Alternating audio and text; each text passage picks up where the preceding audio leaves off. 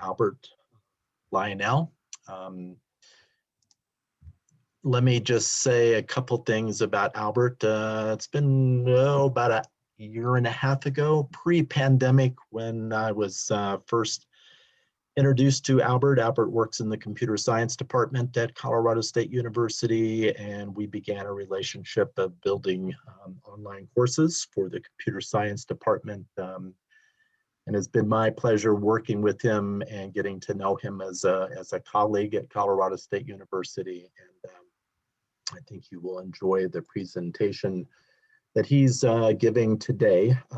Just so everybody knows, I'll be recording this as soon as we get started here. Our keynote today is entitled, "We Are Biased, Algorithms and Applications That Are Biasing Modern Education." So without further ado, I'm going to go ahead, Albert, get the recording going.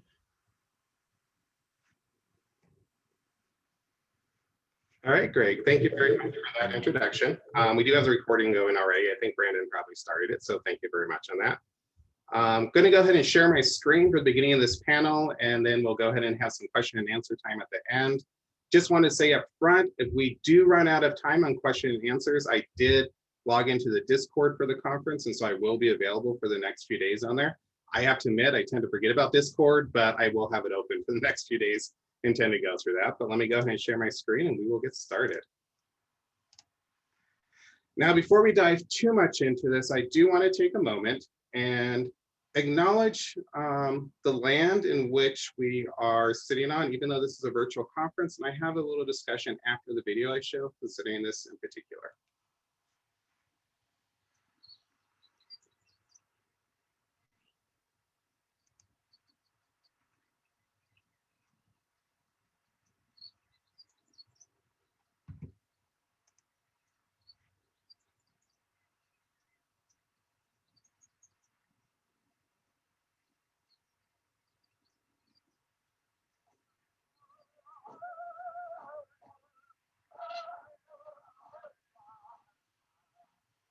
Colorado State University acknowledges with respect that the land we are on today is the traditional and ancestral homelands of the Arapaho, Cheyenne, and Ute nations and peoples. This is also a site of trade, gathering, and healing for numerous other native nations. We recognize the indigenous peoples as original stewards of this land and all the relatives within it. These words of acknowledgement are spoken and heard by nations have to their traditional homelands are renewed and reaffirmed. CSU is a land-grant institution, and we accept that our mission must encompass access to education and inclusion. And significantly, that our founding came at a dire cost to Native nations and peoples whose land this university was built upon. This acknowledgement is the education and inclusion we must practice and recognize. History, responsibility, and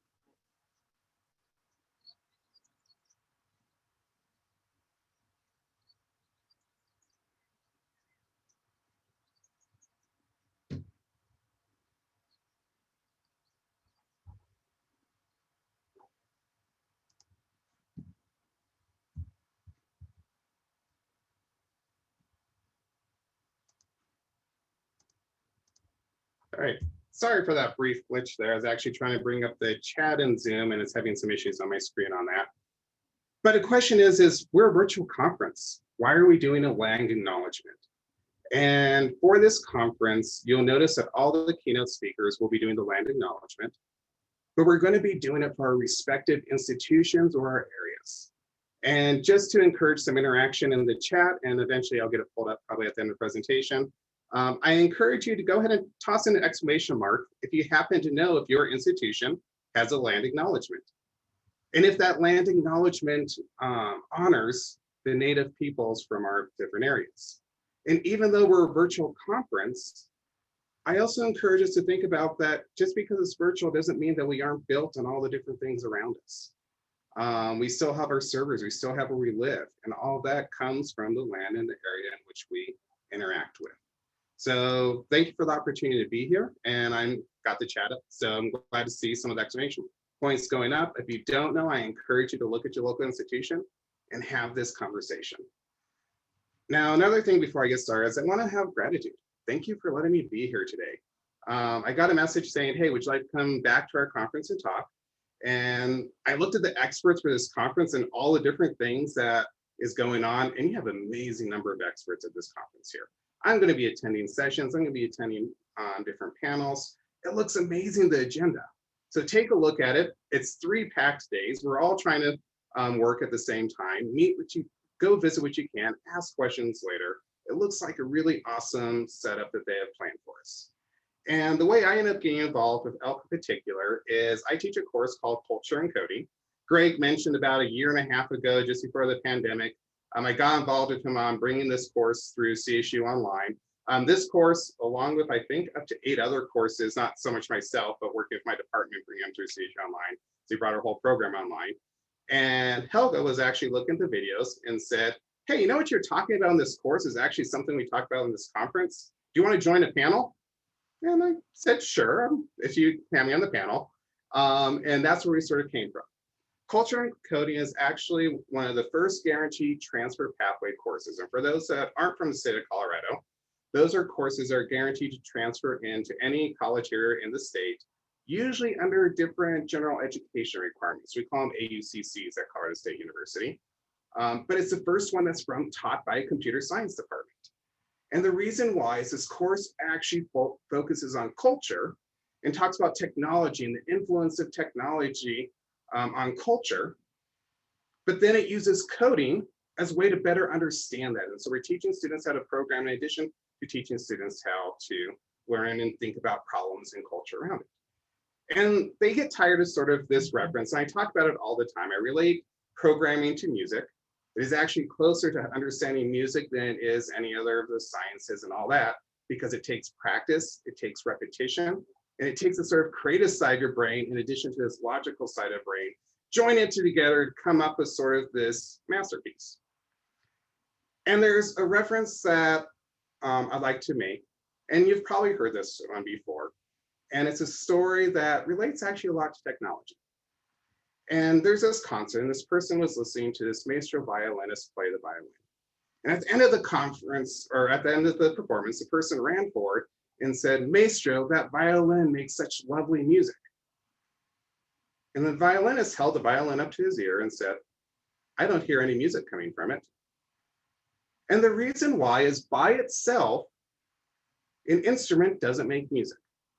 An instrument needs that human and that component to work with that instrument to make music. Yet at the same time, when talking about instruments, not sung voice, but when we talk about instruments, we need that instrument to make that music. So we actually work in concert with each other in order to create music with the technology and the tools that we use. And this reference actually originally came from a gentleman called Melvin Kranzberg. He developed what is known as the 6 laws of technology. And he's actually a technology historian. And one of his 6 laws is actually the 6th of his laws is technology is a very human activity. And so is the history of that technology. And the reason why he says that is when you explore the history of technology, and we mean technology in the broad sense as tools. So you look at the wheel. If you look at the history of the wheel, you're looking at the history of humanity that helped shape that wheel. And also the history of humanity of how it was affected by that wheel. If we look throughout our entire history as a human race, the technology in which we develop and create has helped shape our society. And our society itself has also helped shape and drive that technology. So it's sort of intertwined of what it means to be human is also the technology and the tools that we are creating. But I also like to add a corollary to that. And a corollary that's become very, very public, especially during the pandemic, is technology is flawed because humans are not perfect. We're not. There's always saying humanity is flawed. Humans are flawed. The truth is technology is flawed. And we all experience it. We all get frustrated, say, oh, it's glitchy and things like that, but it actually goes deeper than that. Even when it's working correctly, technology is flawed. And an area in which this is showing up pretty predominantly is artificial intelligence and machine learning. And usually if my class have had a discussion about what is AI and machine learning, and I went to go give this presentation, my partner's like, no, you should probably back up and go ahead and define it. Because while many of you here are technologists, many of you deal with technology, and many of you do know AI and machine learning, I want to take a moment and let's go ahead and define it before we really dive into some of these topics of how it can be biased.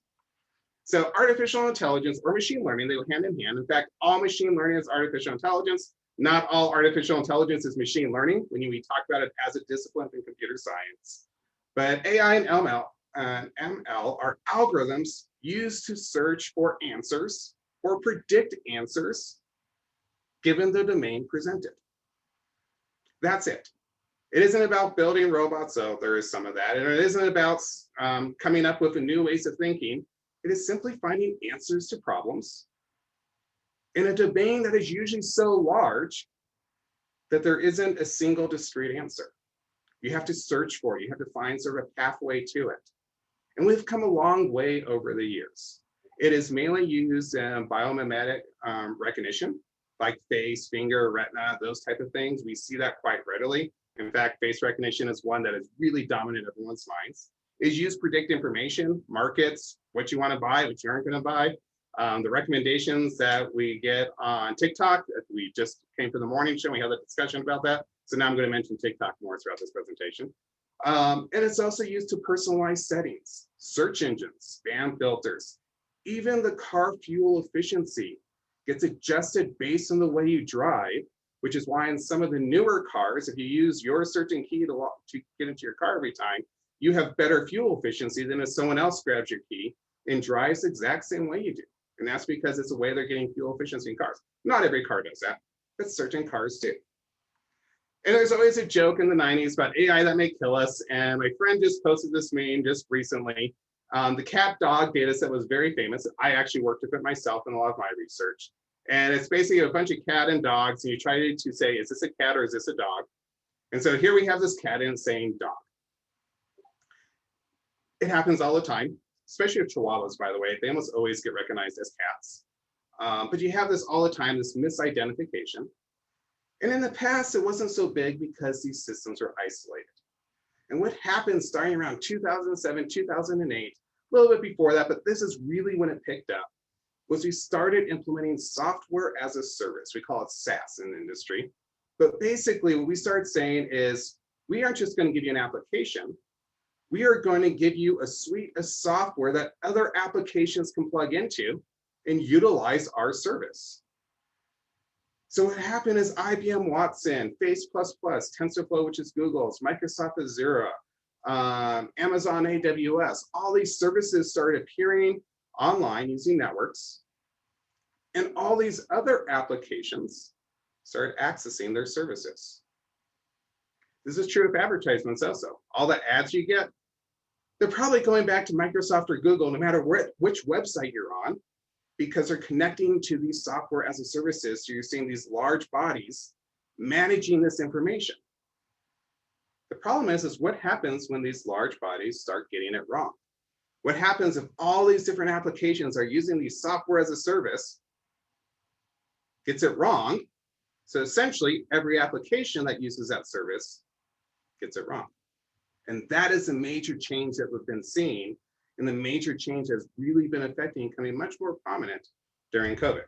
And I use this search in my class. This is actually from about, 3 years ago when I first did this search. But it's one of my favorite ones to show. Is if you search in Google using Google image search. By the way, how many people have used Google image search? Go ahead and put an exclamation in the chat just so we go ahead and get some interaction and people feel free to ask questions. I mean, we've all used it. But if you type the word grandma in there, this is what you get back for the first results. Here's the thing. None of these look like my grandmother, even close. Maybe the second one, maybe not. She was actually a ballerina during World War II. She was from Southern Italy, had very dark skin most of her entire life. But even most of my students in the class, This is not representational of them. This is definitely not representational of America.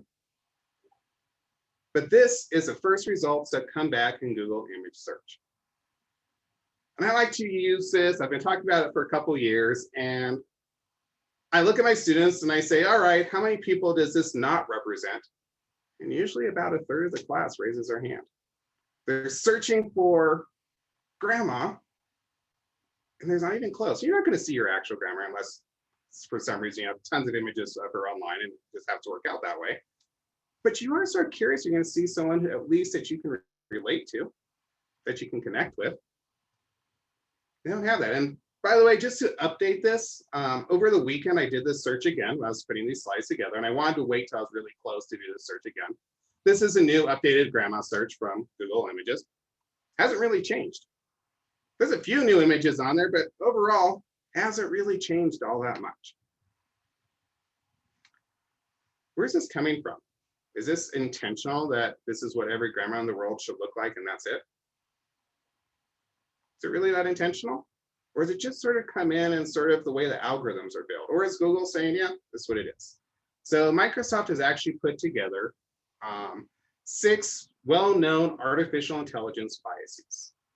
And as an industry, and as computer scientists, we are looking at these. We are saying we need to look at our algorithms so these change. Now, not everyone's doing it, but the good people are really looking at them. Dr. Joyce Chow put together this 6 along with a team, and it's in pursuit of inclusive AI. I encourage you to look it up. It's part of their inclusive design initiative at Microsoft. And they have 6 different ones that come up. And there are also areas you may not necessarily expect. First is association bias. And this one is actually getting better every year. But the idea behind it is when we use automatic language translation tools, they assume gender. For the longest time, if you typed in the word pilot and you went to a gendered language, because English is mostly gender neutral, but you went to a gendered language, pilots were males, flight attendants were females. The language itself actually didn't have that, but they would make this assumption in the auto translators going back and forth. Now it's getting better because we're training it to be better, but that is known as an association bias. What we tend to associate in our own minds tends to be reflected in the tools that we are writing. Automation bias, and we're talking about TikTok. I honestly don't use it very much, though I do believe they have some of these filters on it. I do know Snapchat much better, and the beautification photo filters in Snapchat lighten your skin. Which my partner, she actually has very, very light skin. So if she uses the beautification filter, she whites out completely. Like you can't see her across the background. It completely fails on her. I mean, after living in Colorado for 20 years, she finally has a tan. And she jokes about this and all that, but the beautification filters actually falls apart. Yet this is an interesting notion that they assume to be more beautiful, your skin is to be lighter. And they're reinforcing that with every single student, I do say student intentionally, who uses Snapchat. They're learning from whatever age they start using it, that it's better to be slightly lighter if you want to have a beautification filter. That is automation bias that was built into the application without even thinking about it. And is it actually true? Interaction bias. This is one that is, humans are not always good. And computer scientists sometimes say, oh, we're just going to let everyone train our systems for us. It's usually a bad idea. Humans will purposely try to break systems, often in not very nice ways. They'll input racist and sexist language in hopes that the system breaks.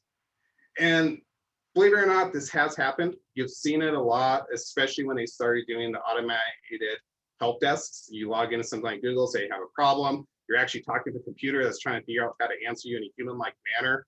The original systems of these learned sort of racist and sexist language, and they had to pull them all and re-put them back on and re-filter everything for that reason. Now let's talk about TikTok, since we were talking about TikTok just before. Confirmation bias is a psychology bias, but it's also a bias in artificial intelligence. And the best way to describe it is like, likes, like. Where it came from in this like, likes, like is When you like something, you go on a search engine, they want to advertise things that are similar. Amazon benefits from this tremendously. You go buy something on Amazon, and it's going to sell you things that are like that, or that are related to that, or they're connected to that. It's all started off as a sales tactic. And the idea that if you like this, you must like this, go buy more of this. You like socks, here's another website that's going to sell you socks. But then expanded on out. In Facebook, we saw this heavily with the 2016 elections, is people started getting into bubbles or news bubbles because they would like something and the only news related was news similar to that, whether that news is correct or not. And that has a pretty heavy influence. TikTok does the same thing. And if you like something, it's actually using this confirmation bias or these filters to basically say, hey, you like this, so here's this. You like that, so here's that. And it's to get us going down this sort of pathway of saying, oh, I like this, I want to do this, oh, I want to do this. By the way, it's actually proven to be addictive. That's why YouTube is known for being an addictive algorithm, because you're seeing things that you like and it takes you down that YouTube rabbit hole, and you're at 2 a.m. in the morning, you're like, why on earth am I watching videos about bunny rabbits? But it's 2 a.m. in the morning, and you have no clue how you got there. And that's because you just started going down a little bit, little tweaks here and there, and the algorithm sort of keeps feeding things that you like, which then starts reacting to the endorphins in your brain that's saying, ooh, I like this, ooh, I like this, and it goes on. But it can be dangerous, and it can sort of create a bubble. And right now, most of our students are actually in a content delivery society. Meaning, why go to the newspaper when the newspaper gets brought to you? Why go get the news when the news shows up to you? And this is a society that most of them are born into, actually, at this point. They're getting born into a society where the news is brought to them. They're not going out to get the news. So when we ask our students, hey, go research this topic, they're used to actually the news coming to them. So they're used to seeing all these things that are very similar, which is something for us to really keep in mind with academia. Another thing, by the way, is you can break these algorithms. I actually spent about 2 years trying to break Facebook's algorithm. It's now completely broken for me. They have no clue what I am. You can actually look in Facebook and see what they categorize you for all your different interests and all that. Usually about the complete opposite of what I like, and sometimes it's all thrown around. But it's also made Facebook pretty much unusable for me, because in addition to doing the ads, and I was breaking it for the ads many years ago, it also broke who they've shown to me, or what type of posts get shown to me, or all these other things get shown to me. And I want to turn it off every time now, because it is so against what I actually like. But I'm like, why on earth am I seeing this again? Why are you showing that to me again? But it's because I actually purposely tried to break it a while ago. And the last one, and this is a big one that's been coming up a lot, is data set bias. Machine vision in particular. We use web cameras to track movements, to look at faces. And what happened is a data set to train this information is biased in itself. And it's actually biased to predominantly white males. And the reason why it's biased to predominantly white males has a lot to do with the initial training set used to train this data. Now, right now, the training sets are changing. Every time you upload a photo to Facebook, you are pretty well training Facebook on how to recognize your particular face. So every time you upload a photo and you tag it, you're basically training Facebook. But the initial training sets and these large software as a service algorithms were trained on a very specific photo set. And we are seeing it much more. There's a few of these articles, many of you are going to be very familiar with. Most predominantly exam proctoring software, not recognizing faces. I purposely wanted to mention coded bias up there. It's now on Netflix, by the way, as also on PBS just recently. I highly recommend watching it. I got an opportunity to visit Dr. Nobel recently at the 6 conference. It's a great book, Algorithms of Repression. These are all great opportunities to really discuss these biases and what's going on in that. But even taking a step back from there, is where did this really come from? Well, when you're purely looking at the math, the algorithm is mostly correct. If you just look at the math, you're like, oh yeah, this is my training set, this is the answer, this is what I'm trained on, right? Not necessarily. Back in 2000, Ross Beveridge led this research at CSU, This is actually one of my very first as a graduate student that I got involved with Dr. Beveridge. It was evaluation of face recognition algorithms. And what he basically is doing is taking all these well-known face recognition algorithms and just comparing them and competing them against each other. He was saying, all right, algorithm A versus algorithm B, which one performs better? And what I found in the research that if I normalized all the photos, so it looked like what I used to call Western photos, but basically made everything sort of sepia colored, made the skin tones roughly the same, got rid of harsh lines, all the algorithms started performing better.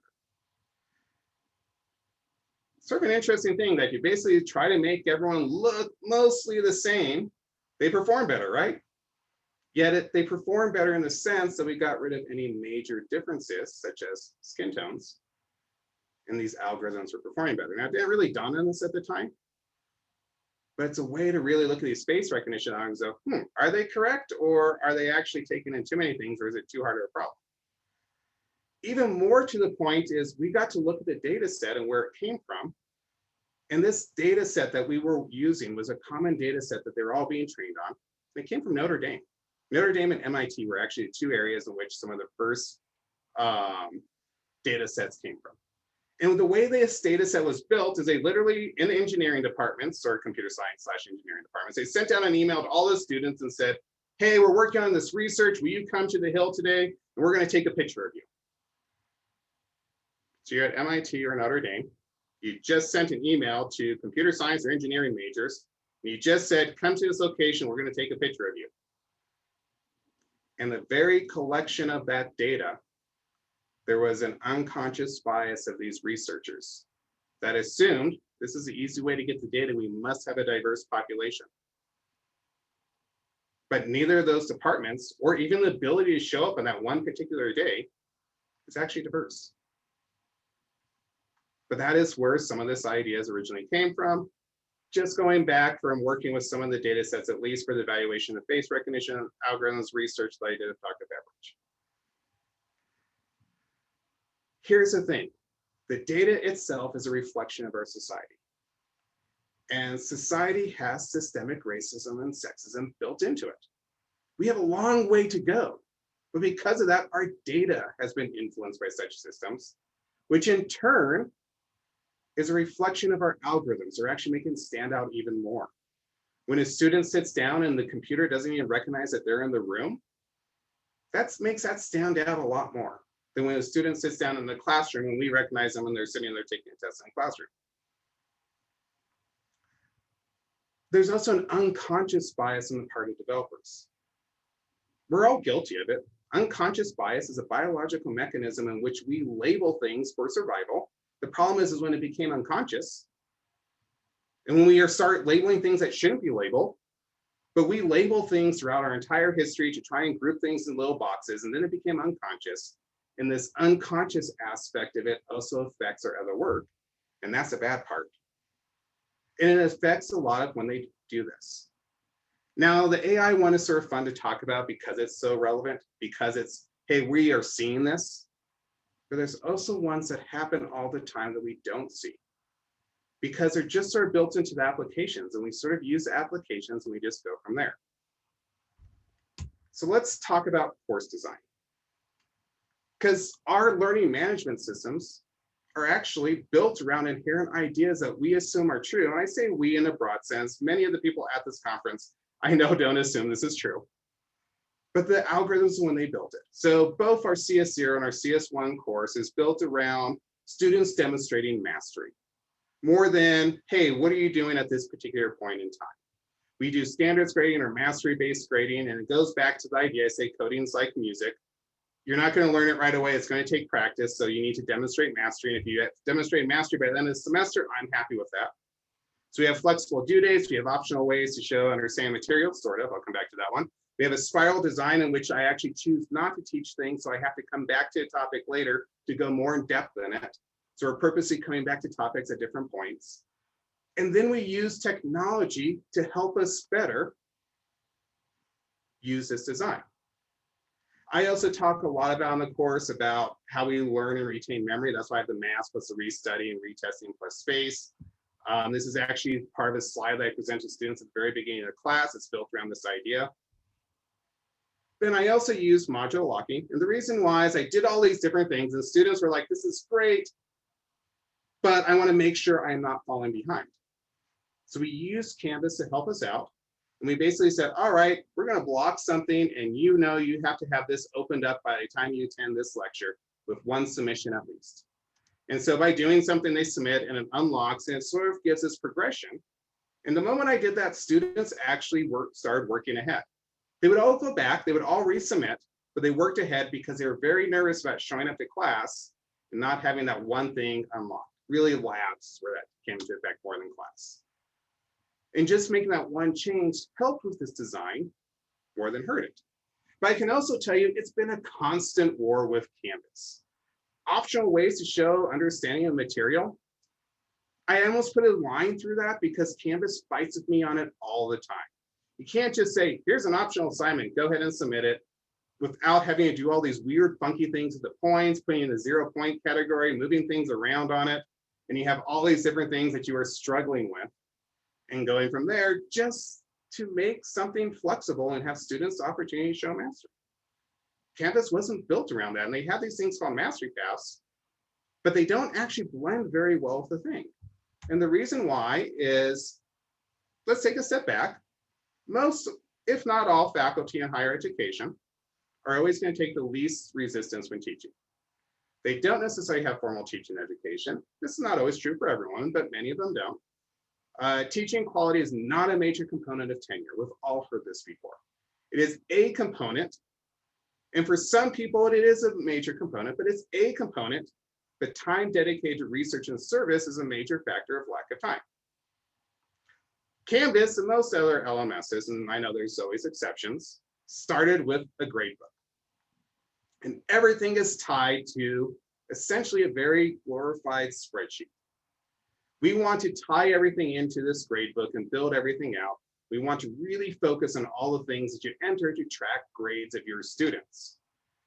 A book I encourage you to read is Grading for Equity. And the reason why is Joe Feldman actually goes into that this model of a glorified spreadsheet of grades tied into all these different things is actually exclusionary at its heart. At its heart, it's not inclusive because there's a mathematical issue with how those grades are set up, that you can have literally two students, one who understands the content, one who doesn't understand the content, end up with the exact same grade just based on how you distributed your points and what you wanted to see and how they acted. But how they acted also has an assumption about how the student is. One of the things that drives me crazy is the idea that this person is a full-time student, so they should be fine doing everything at this exact moment. Sad truth is most students aren't full-time students. Most students are having to work summer. Most students are having to do all these different things and balance life in addition to our courses. Yet, this is all built on that still underlying assumption of how we structure our grades. And the developers built it on that because that is their underlying assumption. They never questioned it. They never went out to diverse groups and said, hey, is this really how we should be building everything? Or do we need to have more options? So what I encourage, and I encourage my faculty to do, and I encourage everyone to do, is start with course design first. I'm a big proponent of start with universal design. We often start with, let's make this accessible, and then if we get to universal design, we get to it. I say start with universal design, don't say if I get to it. When I mean universal design, you have your course design, you take in the simple, this is a simple way to do it. You take your accommodations you must always get, and you start with those as a part of the heart of your design. You say, look, I have an accommodation of flexible due dates. Why can't I include that in my design of my course? So I'm not having to do something extra just for this case. It's not a just for case, but I have that built right in. And there's a lot of great resources on universal design and how that can tie in into inclusive design, that ties into accessible design. But I always say start there. And then ask yourself, can technology help us improve this design? Not let's start with the gradebook. And it's true, we start with the gradebook all the time. We start with Canvas. We say, all right, how do I need to start laying out Canvas? And I pick on Canvas because that's what we use at CSU. I know many universities use different things. But we start with that. We say, all right, how am I going to start laying out the course? But we're starting with the tool and letting the tool drive that. Instead of starting with the design, setting the tool to the side and saying, here's my design. Now, how can I use the tool to help me with it? And when I do that, I actually find that there are points in the tool that actually promote some of these exclusionary practices. And those are the points I sort of don't want to use in the tool. And there's other points in the tool that really help. And we go from there. And I'm going to be blunt. Coders take an easier path. And it's because the problem's large. We're going to sort of train ourselves to take the easy solution when there's a hard problem there. So this is where we as a community, especially the instructional design community, should push back against LMS systems to say, hey, this is an important feature because this helps build inclusion, or this helps build universal design. This is an important feature to have an optional assignment that the student can select. Instead of having to do this mastery pass, it turns it into a required optional assignment and it starts flipping back and forth however you set it up. And having that conversation with them, because we as the community has that ability. I also want to point out one of the other laws in there. Technology is neither good nor is it bad, nor is it neutral. This is another one by Melvin Kranzberg. It's actually his first law, so he's the first in the six of the 6 laws. And the reason I wanted to mention this is technology by itself really isn't bad, or is it good? But it can't be neutral because we are humans. And how we choose to use it, even our LMS systems, biases how that uses that technology. All right, so I want to start off with last I believe, and then we'll get to questions. So I believe that technology really can improve good design, but if used poorly, will enable poor design. And the more we rely on this technology for our course design, we have to be more intentional about making sure we have good design, so we don't enable poor design, and we don't even promote poor design. Design first, then use technology to expand the audience. I truly believe using technology that we can actually provide an individual exclusive experience for students, no matter their background, and giving this flexibility for students. I believe that's possible. I teach courses with 300, 350 people, which isn't as large as some institutions, but I still should be able to give that one student a mostly individualized background to help them show mastery, that they understand the content. And I shouldn't have to be fighting all the time with my technology in order to do that. And this is a big one for me. If we aren't building inclusion, we're actually promoting exclusion. It's something I highly encourage and we talk about and we work with our faculty to bring that up. And last but not least, this was said recently at our SIGSE conference, with our special interest group in computer science education. Change the system, not the students. That hit me hard as a variation on that. But it's still the same idea. And it was said by multiple people throughout the conference. And it's still, every day I've been thinking about that since then. So we really need to think about how we adjust our systems and not the students, because students are great at adapting. We're going to look back at the pandemic. We're going to say, wow, our students really adapted well.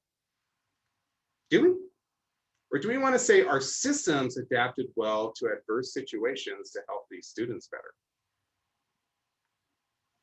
I want us to focus on changing the systems, not necessarily our students. So I'm going to go ahead and go out of the slides. I don't know if it's possible to see people's faces for the question and answer session. If not, I'll just answer questions as we come along, but I will follow Greg's lead on this and go from there.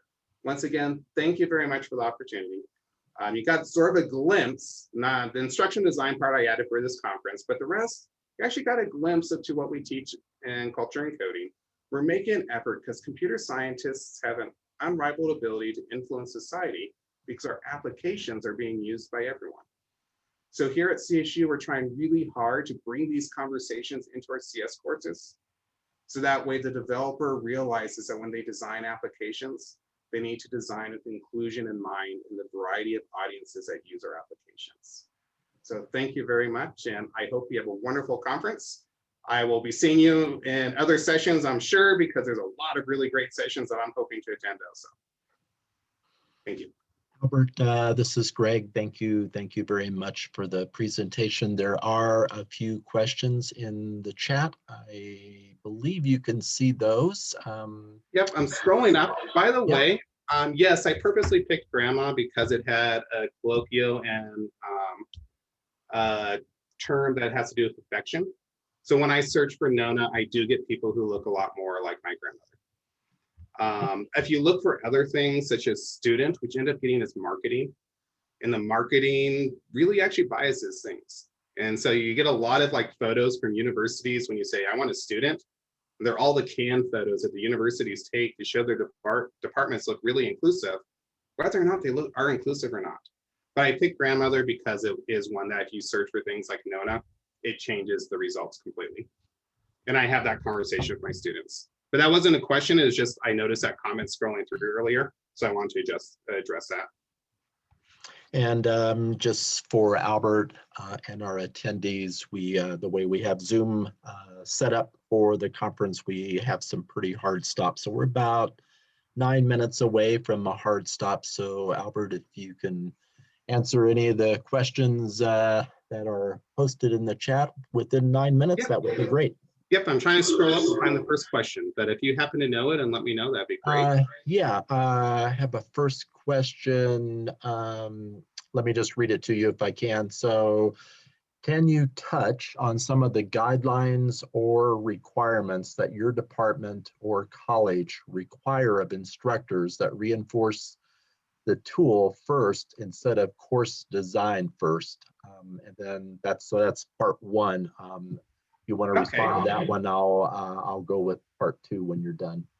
So the actual thing, there is no guidelines. The closest they have is you log into Canvas, they say, here's some recommendations of setting up your course. And that's it. And you have to remember, if people don't necessarily have proper training, they're going to say, oh, look, here's my Canvas tool or whatever LMS. And I know I have to put my course in here. So I'm going to start here. And I'm going to do things how I've always seen things done. And so we're just going to do what I've always seen. They're recommending I go ahead and break every module up on a weekly basis. Okay, I can do that. That's something new. That wasn't what I saw when I did it. I'm going to go ahead and break it up. Oh, I have this assignment. I'm going to tie it in here. I'm going to have this assignment tied in here. But they're basically just starting with that. There isn't the, here's a guideline to take a step back and ask yourself, what is universal or inclusive design? And Greg can actually talk more about this because that's why we have our instructional designers at CSU, is because professors eventually get stuck in a rut and then they reach out to instructional designers instead of reaching out to them first, which I would encourage. In our department, I've actually been doing that. We recently have a new instructor, and the first thing I said is reach out to an instructional designer when you design your course right away. That's not always the case. So. Albert, if you don't mind, I'm going to take a half a minute of your time. To the participants, let me just say, when I first started working with Albert as an instructional designer, I will readily admit there were features and questions that Albert had to stretch my knowledge of Canvas and my knowledge of how to really develop an online course specific to the needs of computer science and Albert. So I learned a lot, and I appreciate that learning that transpired working with Albert, and I've actually been able to apply that learning not only to other computer science courses, but to just general courses at CSU. So if there are instructional designers out there, and I think there are many, you know, when you have a faculty member like Albert stretch you, go with the stretch, because it'll be valuable for the course you're working on as well as future courses. So thanks for letting me throw that out there, Albert.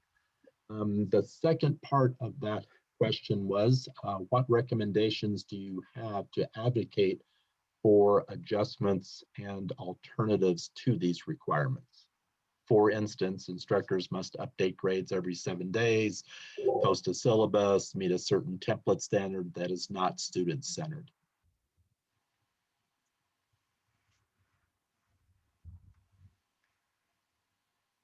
Really good question. My first thing is going to step back, and I would start personally with what are we doing to meet universal design? I would encourage instructors, if they don't know that, here's some resources to look at and some alternatives to setting up the gradebook. And I would actually present an alternative of how you could design a course with accommodations in mind instead of adding accommodations, and talking about the value that if you design the course this way is actually an easier design, in my personal opinion, in the long run than a harder design. But that is where I would start. I will admit I'm not an instructional designer, I'm a computer scientist. I absolutely love diving into technology. So I'd probably sit down with a bunch of instructional designers and people from the education side and say, what are some of the best things we can recommend to encourage this outcome? And that's how I would do it, is saying, what can we start with to encourage this outcome, and go from there. For updating grades every 7 days, admittedly, I exist in a world where a lot of things are auto-graded. When you're talking about code, you're talking about unit tests. I exist in an auto-graded world for a lot of the things, except for when we come to essays and the more traditional assignments. But when I talk about coding assignments, our grades are literally updated within 5 minutes for our students.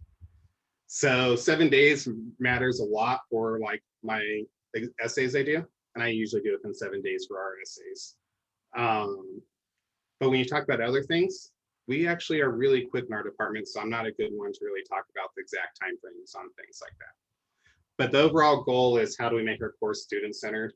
And let's start from there. Would be my suggestion for guidelines, or even some layouts to say, here's some optional layouts to consider, and these would be ones to look at. And I would actually maybe start with an optional, in my personal opinion, but I know you can't always force everyone towards your point of views. Well, Albert, I wish we had much more time. So there are some questions, but this is from Elizabeth. This is more of a request than a question. So Elizabeth asked, do you mind if share the AI bias examples with my business communications class later this week? May I share my screen grab of your AI bias slide? I will give you credit. Elizabeth, I actually encourage you to look at the work, and it's actually linked in, I think, Discord. I think I saw on Flow Bias, since you guys have been doing some references. Pursuit of Inclusive AI. Dr. Joyce Chow is the one who originally presented similar examples. I modified them just slightly.